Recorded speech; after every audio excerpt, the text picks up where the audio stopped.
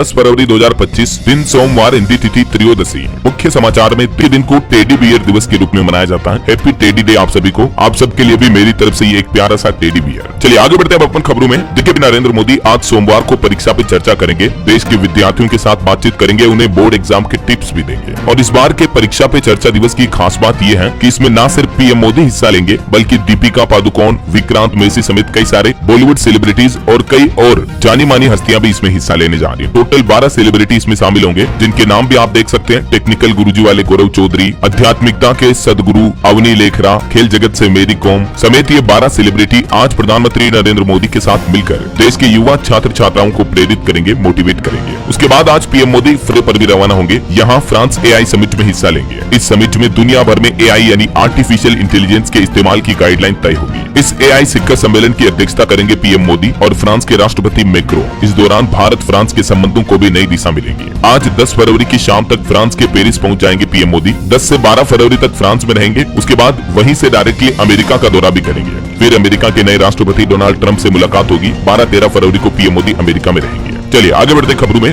पर एक बड़ी खबर आ रही, आम लोगों को झटका लग सकता है। बिस्किट से लेकर फोन, टेरिफ यानी मोबाइल फोन के रिचार्ज प्लान तक महंगे हो सकते हैं, क्योंकि बजट के बाद अब कंपनियों की तरफ से इस तरह के संकेत भी मिल रहे हैं। कंपनियों का कहना है कि कीमतें बढ़ाना जरूरी है। वहीं खेल जगत से बड़ी अच्छी खबर आ रही है, भारतीय पारंपरिक खेलों को भी अब नई पहचान मिलेगी। साल 2036 तक ओलंपिक में शामिल होंगे भारत के कबड्डी, खो खो और योगा वगैरह भी। सरकार ने ये भी प्लान बनाया है। चलिए खबर है, देश के रेल मंत्री अश्विनी वैष्णव ने बड़ी सौगात दी है। उत्तर प्रदेश गोरखपुर से बिहार पटना तक चलेगी नई वंदे भारत ट्रेन और यहाँ आरओबी का उद्घाटन भी किया रेलवे मंत्री ने। आरओबी यानी रेलवे ओवरब्रिज का लगभग 100 करोड़ की लागत से बेतिया में छावनी ओवरब्रिज का रेल मंत्री ने ये लोकार्पण किया और गोरखपुर पटना के बीच अगले 3-4 महीनों में ये वंदे भारत ट्रेन सेवा भी शुरू हो जाएगी, है ना। चलिए अगला अपडेट देखिए। श्रद्धा वालकर के पिता की हार्ट अटैक से हुई मौत, बेटी का अंतिम संस्कार भी नहीं कर पाए क्योंकि केस के चलते उन्हें अस्थियां भी नहीं मिली थी। लगभग 3 साल पुराना ये मामला है, आपको याद होगा। 2022 18 मई का दिन था। श्रद्धा वालकर नाम की लड़की की उसके लिव इन पार्टनर आफ्ताब ने जान ले ली थी बड़ी ही बेरहम तरीके से। उसके शरीर के भी टुकड़े टुकड़े कर दिए थे। ये सीसीटीवी वीडियो भी वायरल हुआ था और अभी भी पुलिस हिरासत में है ये आफ्ताब। केस चल रहा है, लेकिन बड़े दुख की बात है कि श्रद्धा वालकर के पिता का निधन हो गया।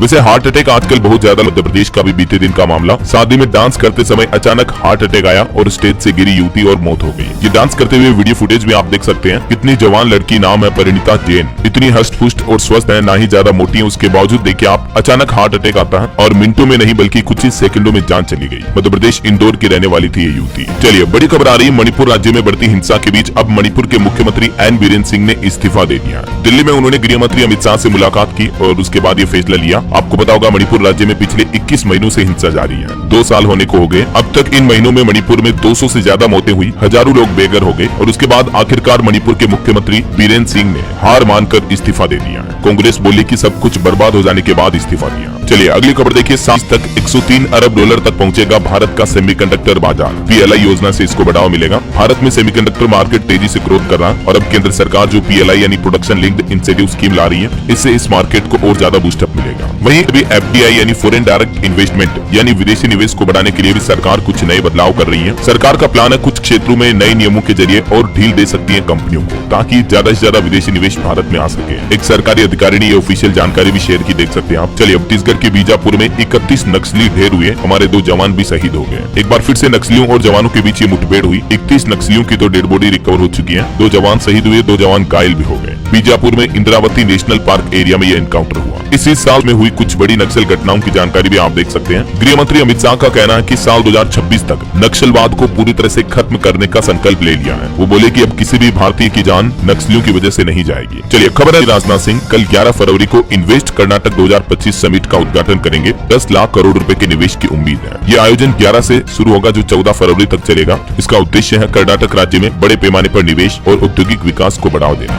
वैसे कर्नाटक के बंगलुरु में एरो इंडिया शो का आगाज भी आज से शुरू होने जा रहा है। पहली बार इस शो में रूसी और अमेरिकी 5th जनरेशन फाइटर जेट भी शामिल होंगे। ये जो रक्षा मंत्रियों का सम्मेलन होगा, 26 देशों के रक्षा मंत्री इसमें शामिल होंगे। रक्षा मंत्री राजनाथ सिंह का कहना कि आज से शुरू होने जा रहा है ये बंगलुरु में 5 दिन का एरो इंडिया शो। इसमें न केवल भारत की रक्षा क्षमताओं का प्रदर्शन होगा, बल्कि युवाओं को नवाचार और बड़े पैमाने पर बड़े सपने देखने के लिए प्रेरित भी करेगा ये सम्मेलन। और इस एरोची सम्मेलन में सेमिनार में एरोस्पेस टेक्नोलॉजी पर भी चर्चा होगी। कई देशों के रक्षा मंत्री मुख्य अतिथि के रूप में इसमें शामिल होंगे। और भारतीय सेना समझौता भी हुआ। देखिए आप, नौसेना के लिए 11 गश्ती जहाज और 3 प्रशिक्षण पोत उपलब्ध कराने के लिए हमारे देश के रक्षा मंत्रालय ने भारत इलेक्ट्रॉनिक्स के साथ कुछ अहम समझौतों पर हस्ताक्षर भी किए हैं और इससे इंडियन आर्मी की ताकत और बढ़ेगी, है ना। चलिए, मंत्री डॉक्टर वीरेंद्र कुमार ने प्रधानमंत्री अनुसूचित जाति अभ्युदय योजना के लिए केंद्रीय सलाहकार समिति की बैठक की अध्यक्षता भी की। और वहीं देखिए, रेल मंत्री अश्विनी वैष्णव की सबसे बड़ी घोषणा, उन्होंने कहा कि रेल विभाग में 95,000 नई रिक्तियों पर शीघ्र ही भर्ती की जाएगी। यानी लगभग 1 लाख नई रेलवे भर्तियां हमारे देश में आने वाली है। जो युवा सरकारी नौकरी की तैयारी कर रहे हैं तो उनके लिए खास मौका है। जैसे ये नई भर्तियां अनाउंस की जाती है, इनका नोटिफिकेशन वगैरह अपडेट आती है, तो सबसे पहले आपको अपडेट बता ही देता हूँ मैं इस चैनल पर, है ना। अब अभी तक भी इस चैनल से जुड़े नहीं हो तो जुड़ जाइए, चैनल को सब्सक्राइब करके बेल आइकन जरूर दबा दीजिएगा ताकि आप कभी कोई काम की खबर को मिस नहीं कर पाएं। कोर्ट का कहना है कि सांसदों और विधायकों के खिलाफ करीब 5,000 लंबित मामले हैं, तो शीघ्र निपटान के लिए सुप्रीम कोर्ट ने नए दिशा निर्देशों की मांग भी की है। मतलब देखिए, हमारे देश के जो राजनेता है, विधायक है, सांसद है, उनमें 5,000 से भी ज्यादा आपराधिक मामले हैं। कितने गंदे लोग भरे पड़े हैं राजनीति में। चलिए अगली खबर में भी आयुष्मान योजना का रास्ता साफ हुआ। उत्तर प्रदेश और मध्य प्रदेश जैसे 12 राज्यों को भी इस योजना का फायदा मिलेगा। साल 2018 से लागू हुई प्रधानमंत्री जन आरोग्य योजना के तहत अब तक देश के 34 राज्यों में तकरीबन 36 करोड़ से भी ज्यादा लोगों को ई कार्ड जारी किए जा चुके हैं। और अब दिल्ली में भी सत्ता परिवर्तन के बाद आयुष्मान भारत योजना का रास्ता साफ हो चुका है। मतलब उत्तर प्रदेश, हरियाणा, उत्तराखंड, राजस्थान, मध्य प्रदेश समेत अब दिल्ली वाले लोगों को भी मुफ्त निःशुल्क इलाज की सुविधा का फायदा मिल पाएगा इस योजना के तहत, है ना। अच्छा, वैसे दिल्ली को पता होगा, दिल्ली विधानसभा चुनाव में बीजेपी की जीत हुई। उसके बाद अब दिल्ली की जो वर्तमान मुख्यमंत्री थी आतिशी, उन्होंने भी अपने सीएम पद से इस्तीफा दे दिया है और अब दिल्ली विधानसभा भंग हुई। एलजी यानी उपराज्यपाल सक्सेना से मिले प्रवेश वर्मा समेत कई बीजेपी विधायक भी नए मुख्यमंत्री बनाने को लेकर भी फुसफुसाहट शुरू हो चुकी है, क्योंकि सीएम आतिशी के इस्तीफे के साथ ही दिल्ली की ये 7वीं विधानसभा भंग हो चुकी है। अब सबसे बड़ा सवाल कि कौन होगा दिल्ली का नया सीएम, नया मुख्यमंत्री। तो इस मुद्दे को लेकर दिल्ली में भाजपा विधायकों की बैठक भी हुई। बैठक के बाद पहले तो प्रवेश वर्मा और फिर मनजिंदर सिरसा जेपी नड्डा से मिलने उनके घर पहुंचे, जो कि बीजेपी के राष्ट्रीय अध्यक्ष भी हैं। तो कहीं न कहीं राजनीति में चर्चा चल रही है दिल्ली के नए मुख्यमंत्री के नाम को लेकर। तो ऐसे में दोस्तों, प्रवेश वर्मा या विजेंद्र गुप्ता या कौन बनेगा दिल्ली का नया सीएम? बीजेपी में कई सारे नामों को लेकर चर्चा जरूर चल रही है, लेकिन अभी तक भारतीय जनता पार्टी ने ये क्लियर नहीं किया है कि दिल्ली का नया सीएम कौन बनने जा रहा है। खबर है कि पीएम मोदी अमेरिका से जब वापस आएंगे तो उसके बाद ही मुख्यमंत्री का फाइनल डिसीजन लिया जाएगा। हालांकि कुछ ऐसे नाम है जिन पर संभावनाएं जताई जा रही है और बिल्कुल कई सारे एरिया के लोगों को मतदान करने जाना होगा। चांदनी चौक से लेकर जीके तक इस लिस्ट में शामिल है। दरअसल दिल्ली के जो ये सभी एरिया है, यहाँ पर अब फिर से उपचुनाव होंगे, क्योंकि अभी एमसीडी के 11 वार्डों के जो पार्षद थे वो विधायक बन चुके हैं और एक पहले से ही सांसद बन चुकी थी। तो अब ये लगभग 12 पोस्ट खाली हो जाएंगे, तो इन पर उपचुनाव होंगे। उपचुनाव कराने के लिए राज्य चुनाव आयोग जल्द ही तैयारी भी शुरू करेगा, है ना। और दिल्ली के एलजी वीके सक्सेना ने एक और नया आदेश भी जारी किया। कहा कि दिल्ली सचिवालय से फाइल और दस्तावेज बाहर नहीं ले जा सकते हैं जब तक कि दिल्ली में नई सरकार का गठन नहीं हो जाता है।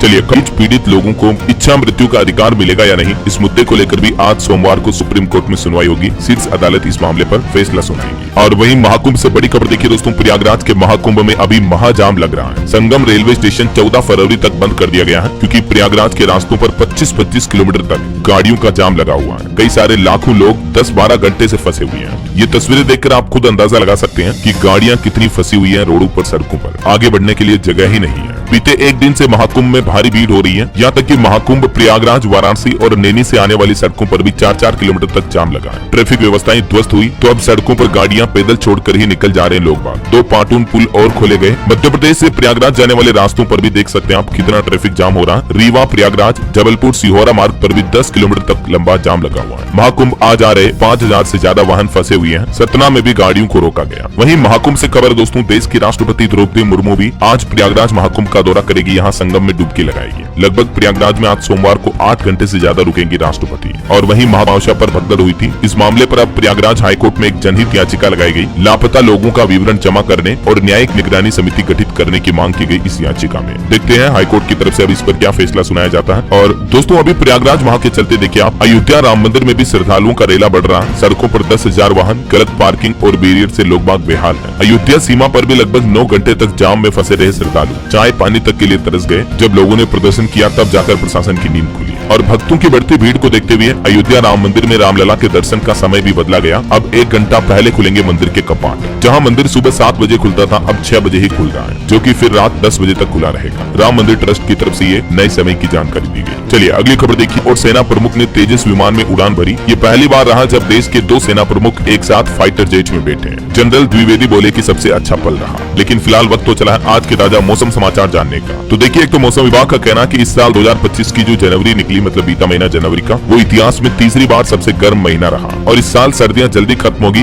बस 20 दिन बाद ही गर्मी शुरू हो जाएगी। बसंत महीना छोटा हुआ, पहाड़ों पर बर्फबारी भी 80% तक कम हुई। कहीं न कहीं क्लाइमेट चेंज यानी जलवायु परिवर्तन के चलते हमारे देश में भी सर्दी का असर अब कम होने लगा। न सिर्फ भारत में बल्कि दुनिया भर में गर्मी बढ़ने लगी है और इस साल तो गर्मी जल्दी शुरू हो जाएगी। मौसम विभाग की तरफ से ये चेतावनी भी दी गई। और कुछ राज्यों के अब देश में अभी 20 से 25 किलोमीटर की रफ्तार से हवाएं चल रही है। यूपी में भी 18 साल में सबसे गर्म महीना रहा ये फरवरी का महीना जो अभी चल रहा है। वही खबर है हिमाचल प्रदेश में ऊंचाई वाले क्षेत्रों में अभी बारिश और बर्फबारी का अलर्ट है। मैदानी इलाकों में शीतलहर की भी चेतावनी है। झारखंड के भी 16 जिलों का तापमान 9 डिग्री से नीचे पहुंचा। 5.5 डिग्री के साथ चतरा सबसे ठंडा जिला रहा। और भी अगले 24 घंटों के दौरान मौसम की कुछ संभावित गतिविधियां क्या रह सकती हैं। कुछ अलग अलग राज्यों में कुछ जगहों पर बारिश की भी संभावना है, जैसे पूर्वी असम, अरुणाचल प्रदेश वगैरह में हल्की मध्यम बारिश हो सकती है ना। ओके, और चलिए आज शेयर बाजार खुलने जा रहा और इस सप्ताह शेयर बाजार में तेजी का अनुमान है। रिटेल महंगाई से लेकर दिल्ली में नई सरकार बनने जैसे 5 फैक्टर्स बाजार की चाल तय करेंगे। तो शेयर बाजार में इस महीने तेजी रह सकती है। और देखिए, बजट के बाद भी भारत की टॉप 10 कंपनियों में से 6 की मार्केट वैल्यू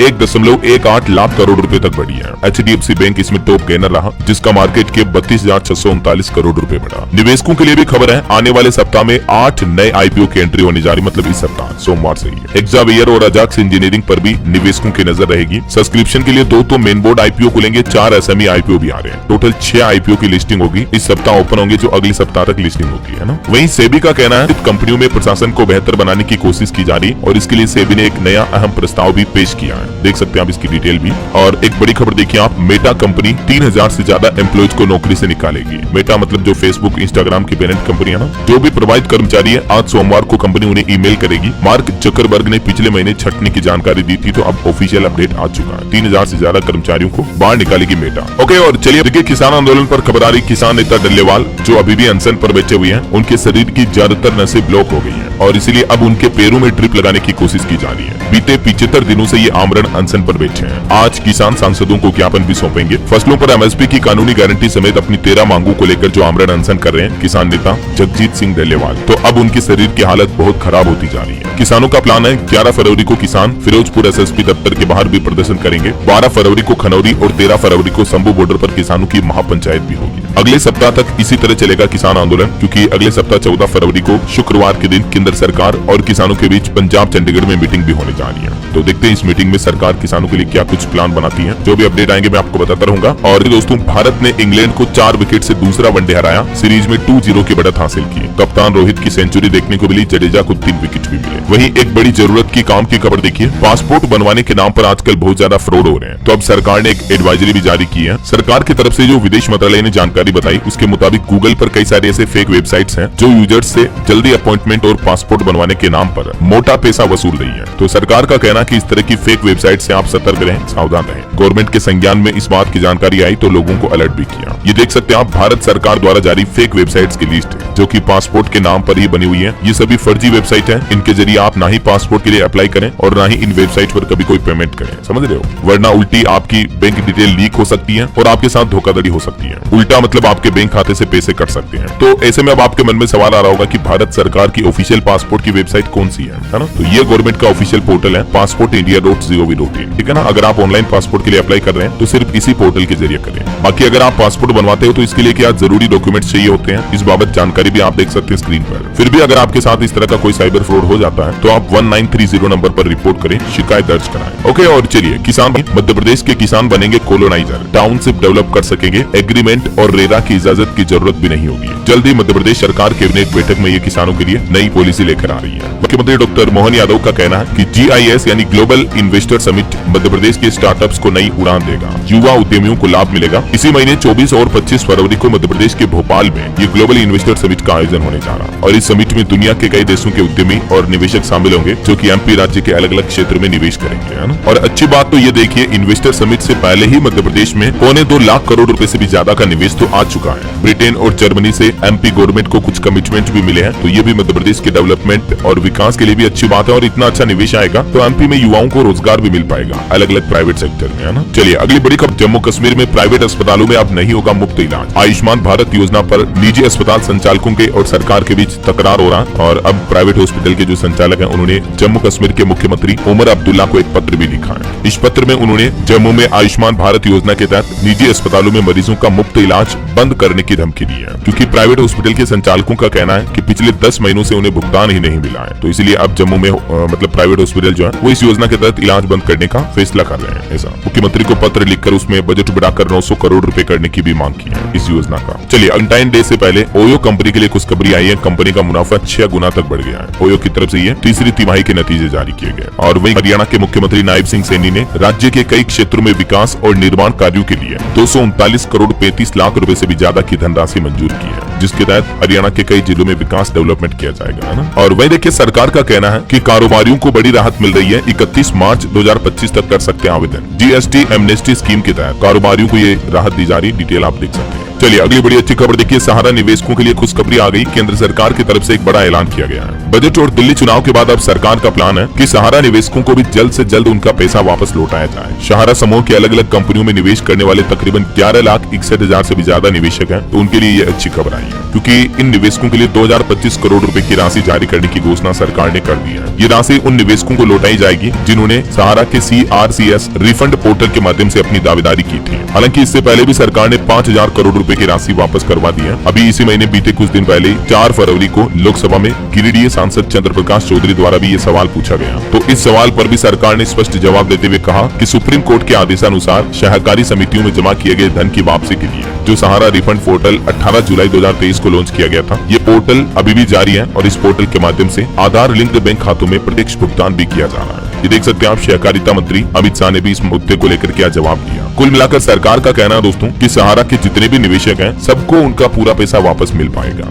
चलिए अगली खबर देखिए, इंडिया गेट की तरह यमुना रिवर फ्रंट को भी सुंदर बनाएंगे प्रधानमंत्री नरेंद्र मोदी। हरियाणा के मुख्यमंत्री नायब बोले कि प्रदूषण रोकने के लिए भी कई नीतियों पर काम होगा, ये भी सरकार का प्लान है। और महाकुंभ में सरकार ने राष्ट्रीय वयोश्री योजना के अंतर्गत बुजुर्गों और दिव्यांगों को निःशुल्क सहायक उपकरण भी उपलब्ध करवाए। वही खबर है, बीते दिन महाकुंभ में किन्नर जगत गुरु हिमांगी सखी पर हमला हुआ। आचार्य महामंडलेश्वर लक्ष्मी नारायण पर आरोप भी लगाया ममता कुलकर्णी के महामंडलेश्वर बनने के खिलाफ थी।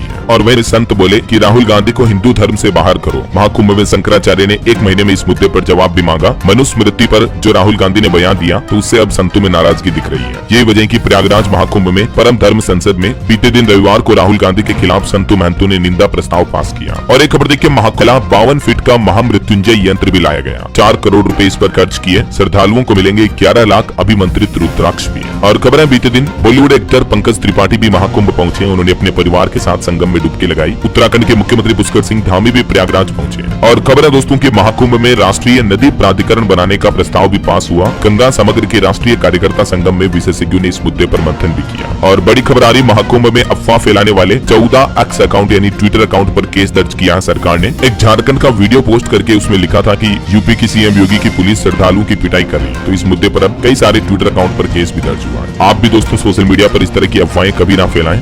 और की बातें देखिए आप, महाकुंभ से लौट रहे हिमाचल के 2 श्रद्धालुओं की जान चली गई। 11 लोग घायल हो गए। बुंदेलखंड एक्सप्रेसवे पर ट्रक से टक्कर हुई। टेम्पो ट्रेवलर से आ रहे थे सभी। और एक दुर्घटना छत्तीसगढ़ से जुड़ी भी हो गई। महाकुंभ से लौट रहे छत्तीसगढ़ के 4 श्रद्धालुओं की जान चली गई। सोनभद्र में ट्रेलर और बोलेरो के बीच टक्कर हुई। 6 लोग गंभीर रूप से घायल हो गए। यूपी के सोनभद्र में भी देखिए, महाकुंभ से लौट रहे 4 श्रद्धालुओं के हादसे में मौत हो गई। सोनभद्र में भी ट्रेलर ने बोलेरो को मारी टक्कर। 6 लोग इसमें भी गंभीर रूप से घायल हो गए। चलिए बिहार के किसान भाई लोगों के लिए अच्छी खबर है। पीएम मोदी बिहार के 5 जिलों के किसानों को सम्मानित करेंगे और कृषि क्षेत्र में इस दौरान बड़ी सौगात भी मिल सकती है। दरअसल देश के प्रधानमंत्री नरेंद्र मोदी इसी महीने 24 फरवरी को बिहार के भागलपुर जिले में एक महत्वपूर्ण कार्यक्रम कार्यक्रम में शामिल होंगे और इसी दौरान वो राज्य के किसानों को कई नई सौगातें भी देंगे और कृषि के क्षेत्र में नई योजनाओं का शुभारंभ भी करेंगे। बताया जा रहा है कि यहीं से पीएम मोदी देश भर के किसानों को किसान सम्मान निधि की राशि भी जारी कर सकते हैं, मतलब नई किस्त जारी होगी ऐसा। और गूगल मैसेज से कर सकेंगे व्हाट्सएप वीडियो कॉल भी। जल्दी आपको ये नया मजेदार फीचर मिलेगा, दोनों ऐप लिंक्ड होंगे। ऑटो इंडस्ट्री से खबर देखिए, बजाज कंपनी ने ऐलान किया, कहा कि कंपनी ई रिक्शा की बिक्री भी शुरू करेगी जल्द ही। वहीं बिहार के जमीन मालिकों के लिए भी एक बड़ी खबर आ रही है। ब्यौरा जमा कराने को लेकर नीतीश सरकार ने नई गाइडलाइन जारी की है। कई लोगों को स्व घोषणा जमा कराने में जो परेशानी आ रही है, तो इसको लेकर सरकार ने नई एडवाइजरी जारी की और कहा कि वो अपनी जमीन का ब्यौरा अंचल स्थित शिविर कार्यालय में जमा करें। इसको लेकर बिहार की नीतीश सरकार ने ये नोटिस जारी किया। वहीं खबर है महाराष्ट्र में लाड़की बहन योजना के लाभार्थियों में बड़ी गिरावट आई। सरकार बोली कि आरोग्य महिलाओं से वापस नहीं लेंगे स्कीम के पैसे।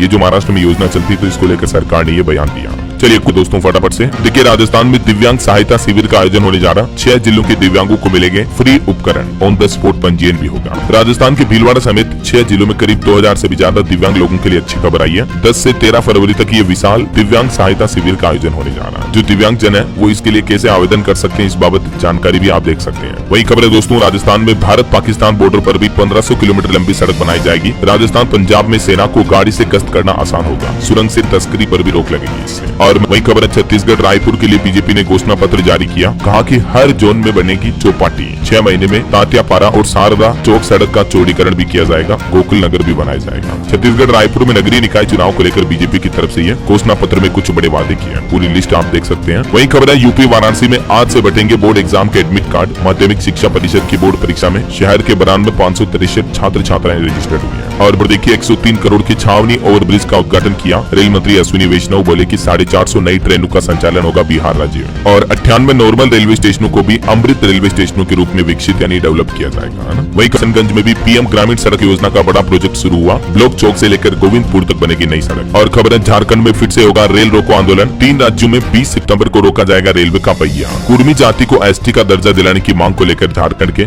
जमातवाड़ा में ये समाज के लोगों ने रेल रोको आंदोलन शुरू करने की घोषणा की है। न बल्कि पश्चिम बंगाल, उड़ीसा में भी एक साथ रेल रोको आंदोलन किया जाएगा। 20 सितंबर 2025 तारीख दी है। और दल को लेकर एक और बड़ी खबर आ रही, टाटा कंपनी के भी 1500 ट्रेलर ड्राइवर करेंगे हड़ताल। न्यूनतम वेतन और 35% रेट बढ़ोतरी की मांग की है। 12 फरवरी से टाटा के जितने भी ट्रक ड्राइवर हैं वो चाबी छोड़ आंदोलन शुरू करने जा रहे हैं। टाटा कंपनी को ये हिदायत भी दी है। चलिए खबर देखिए, मंत्री नायब सिंह सैनी बोले कि फर्जी एजेंटों के खिलाफ कानून लाएंगे। टंकी रूट पर भेजने वाले भी गिरफ्तार होंगे। दिल्ली जीत पर जलेबी का भंडारा भी लगाया उन्होंने। और जो लोग अवैध तरीके से विदेश भेजे जाते हैं एजेंटों के जरिए, तो ऐसे एजेंटों पर सख्त कार्यवाही भी की जाएगी, है ना। वहीं आपके सभी जिलों में ओल्ड एज होम स्थापित किए जाएंगे। मंत्री डॉक्टर बलजीत कौर बोले कि 4.25 करोड़ रुपए जारी किए गए इसके लिए। और पंजाब कैबिनेट की आज मीटिंग होने वाली थी, वो भी स्थगित हो गई। अब 13 फरवरी को चंडीगढ़ में होगी बैठक। इससे पहले भी पंजाब सरकार ने तारीख बदली थी, है ना। वही खबर है, पंजाब कांग्रेस का फोकस है 2027 विधानसभा चुनाव पर। सभी नेता हल्कों में हुए एक्टिव, सरकार को घेरने की स्ट्रेटेजी भी बनाई। और सरकार की लिस्ट में पंजाब के भी 5 वेटलैंड्स शामिल हुए हैं। छत्तबीड़ जू में एजुकेशन प्लाजा बनाया जाएगा। 13 वाइल्ड लाइफ सेंचुरी प्लास्टिक मुक्त की जाएगी। सोलर प्लांट भी इंस्टॉल किए जाएंगे।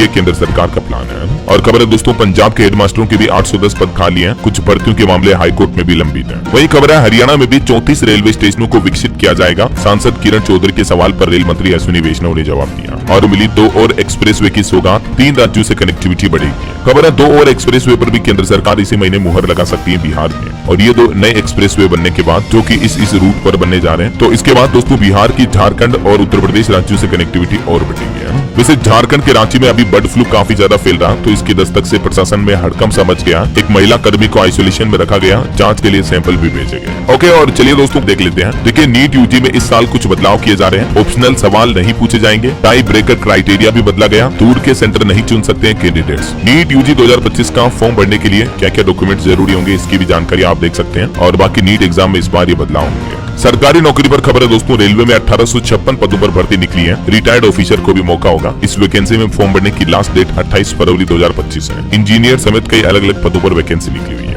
ये डिवीजन वाइज वैकेंसी की डिटेल भी आप देख सकते हैं। वही खबर है, परीक्षाएं 11 फरवरी से शुरू होगी। जेएससी बोर्ड की तरफ से नोटिस भी जारी किया गया। और दोस्तों, यूपी बोर्ड एग्जाम पर भी एक अपडेट आ रहा। कई जिलों के विद्यालयों में अभी प्रयोगात्मक परीक्षाएं यानी प्रैक्टिकल एग्जाम छूट गए हैं। तो अब बोर्ड ने 16 फरवरी तक बढ़ाई परीक्षा की तिथि भी। वहीं खबर है उत्तर प्रदेश में तो आज से शुरू होगी प्रदेश की सबसे बड़ी भर्ती के लिए शारीरिक दक्षता परीक्षा भी। दरअसल यूपी पुलिस सिपाही भर्ती के लिए 10 फरवरी से ही फिजिकल टेस्ट एग्जाम शुरू होने जा रहे हैं और इस बार इसमें कुछ नए नियम भी लागू किया है। उत्तर प्रदेश में 12 जगहों पर आज से होगी दौड़ परीक्षा और इस परीक्षा में सेंधमारी रोकने के पुख्ता इंतजाम भी किए गए। एक नए नियम के मुताबिक दौड़ते समय स्टूडेंट छात्र छात्राओं के हाथ पर घड़ी यानी कलाई पर वॉच बांधने की भी मनाही होगी है ना। वहीं मध्य प्रदेश बोर्ड की तरफ से भी एक नोटिस जारी किया गया जिसके मुताबिक शिक्षक एक दिन में 45 कॉपियों की कर सकेंगे जांच। सभी मूल्यांकन केंद्रों पर सीसीटीवी कैमरे भी लगाए जाएंगे है ना। ओके, और अपडेट देख लेते हैं। देखिए, कैरेबियन सागर में 7.5 तीव्रता का भूकंप आया, आसपास के इलाकों में सुनामी आने की भी चेतावनी है। वहीं खबर है नॉर्थ कोरियाई तानाशाह किम ने अमेरिका और जापान को चेतावनी दी, कहा कि साउथ कोरिया से इनके सिक्योरिटी अलायंस को खतरा है। और चलिए दोस्तों, अंत में आज देखिए कुंभ राशि के नौकरी पेशा लोगों को मन मुताबिक जिम्मेदारी या प्रमोशन मिल सकता है। कन्या राशि वालों को भी रुका पैसा मिलने की योग है ना। शेयर भी करना,